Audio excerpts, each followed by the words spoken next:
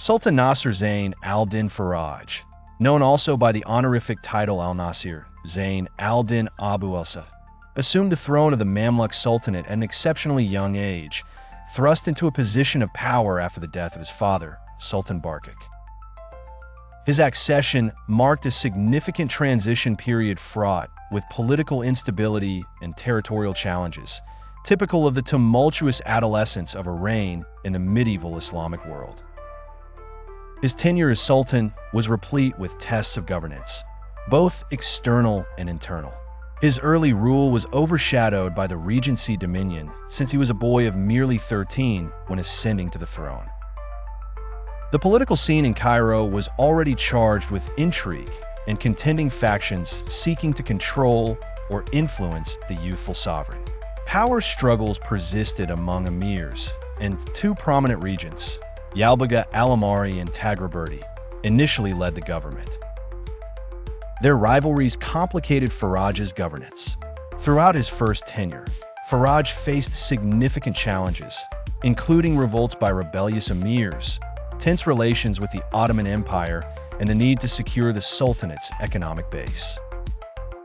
His leadership was often characterized by a resurgence of authoritarian control, much influenced by the precedents set by his father. Faraj attempted major administrative refocuses, including enhancing military capabilities and implementing fiscal reforms. Yet, his first rule was short-lived. In 1405, amidst heightened domestic dissatisfaction and military discontent, Faraj was deposed during a coup orchestrated by prominent Mamluk bondmen who once favored his tutelage. Power quickly oscillated within the upper echelons, throwing the Sultanate into further disorder. Still, like his father Barkik, who had faced prior similar adversity before reclaiming the throne, Faraj had the fortune and factional support that led to his reinstatement by 1409.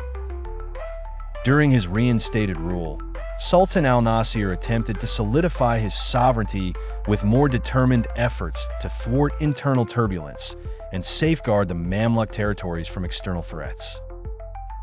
Yet, his position remained precarious, a perpetual balancing act of placating factionist interests among the Mamluks while confronting the challenges of governance, including external campaigns against the Timurid Empire and the Crusaders.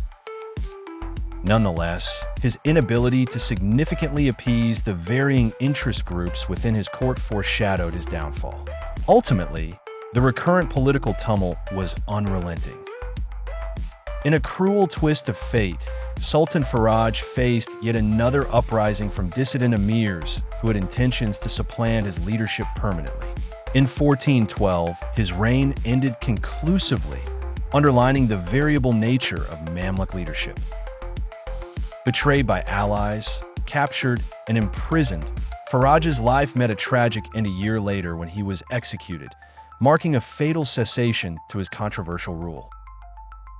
Sultan Nasser Zain al-Din Faraj's reign illustrates a compelling narrative of adolescent ambition amidst relentless political machination and ultimate demise, reflective of the broader instability that mired the late medieval Islamic empires.